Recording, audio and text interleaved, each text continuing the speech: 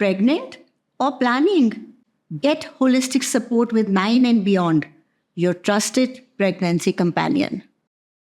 One of the most important things that mental preparation gives women is if you're having a C section, and which is looked down by the society, even in today's generation. Like, if you have had a vaginal birth, it literally feels like you're a complete mother. Yeah, and like a feather in your cap. Correct, right.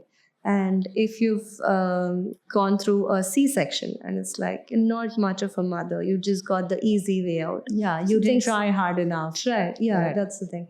So when such things happen, right, if a mother has gone through the mental preparation and has educated herself and has empowered herself, even if the society looks down to her, she wouldn't let that impact her experience or her well-being, her mental status. Yeah. She can come out of it stronger, and she will feel like it's something that she can ignore.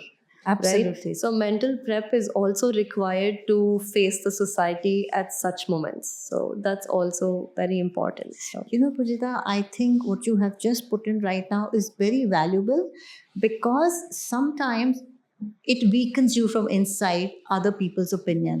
But when you have the knowledge that this happened for the benefit of your body and your child, it doesn't matter what the world says. Then you look at them and like, poor guys, they don't know what they're talking about. Yeah. Your whole outlook towards the problem changes. And Correct. that is what I think mental preparation is all about, right? True. Yeah. I think that's a very valuable point. Thank you for sharing that. Thank really. you. Thank you so much.